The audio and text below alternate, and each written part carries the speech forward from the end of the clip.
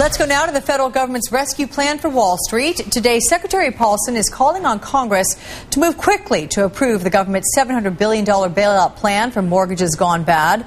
From Wall Street to Washington, many are calling Pailson's plan bold and ambitious.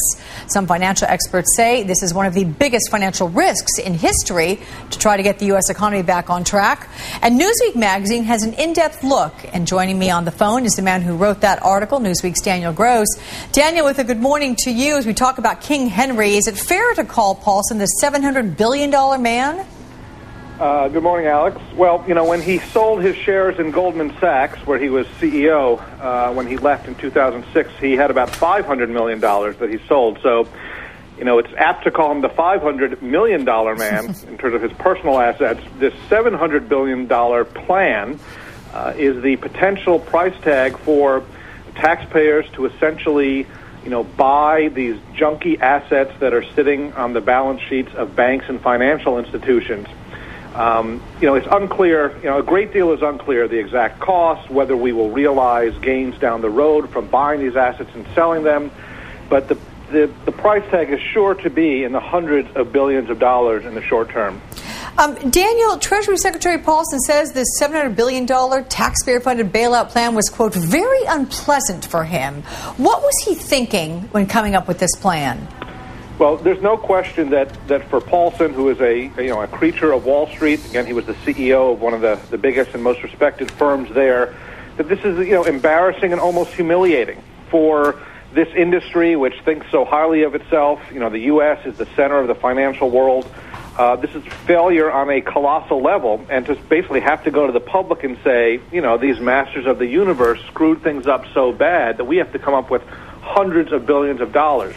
His concern here is this nature of systemic risk, which is that all these financial institutions in the U.S., they're connected to everyone overseas, that credit and people extending credit to each other is what lubricates the global economy, and when that freezes up, forget about what happens on Wall Street and the stock market. It becomes almost catastrophic to, people who are shipping goods, to manufacturers, to anybody who needs cash and credit on a daily basis, which is pretty much everybody, to go about their business. So his concern here is this potential for kind of systemic failures. Okay, you write that some in Washington consider him to be the Wall Street master of the universe. Secretary Pailson, not your typical Washington insider. Nonetheless, tell me a little bit more about him as he plays in Washington. Okay, he's spent virtually his entire career. He spent a couple years right out of college at working in the White House and in Washington when he was very young. Spent his entire career at Goldman Sachs, where he was known as a hard-charging, hard-working, no BS kind of guy. Not a schmoozer, not a big backslapper. He built up Goldman's investment banking business. He ran the company for 8 years when it did extraordinarily well. He came down. He thought he was going to be working toward the tail end of the Bush administration on things like free trade and entitlement reform, and has suddenly found himself, dealing with all these crises. And his way of operating is to get the principals in the room, the Federal Reserve, the CEOs, the leadership of the Congress, work all weekend, pull all-nighters if necessary, and come up with a deal. Don't worry about ideology. Don't worry about partisanship. Try to get something done. And that's the way people operate on Wall Street.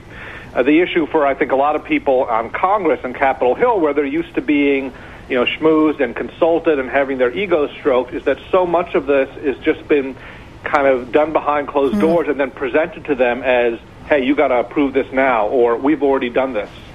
Daniel, do you get from your reporting the sense that he's inspiring the kind of confidence needed to put out the feeling that he is the man to get this done?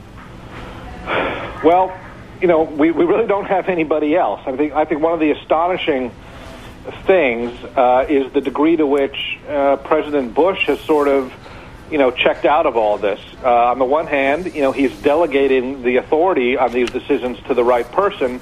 On the other hand, he's been almost invisible. You go back to 9/11, where President Bush was on the smoldering pile. He was constantly rallying the nation, telling us these uncomfortable truths and these, what had to be done. He's, seems to have gone to Dick Cheney's undisclosed location. So by default, Pailson is the guy. He certainly has the skill set, compared with other Treasury secretaries that we had this decade who came out of Alcoa in the case of Paul O'Neill and the railroad industry in the case of John Snow, Wall Street is his turf. So he has a great deal of credibility up there. He has the knowledge of what motivates the people he's dealing with and what these issues are. So I think he is sort of the optimal person to be dealing with this right now. Okay. Daniel Gross, we very much appreciate you giving us the insights. Thanks. Anytime. And Daniel's article is on newsstands now. You can read it also online at Newsweek.com.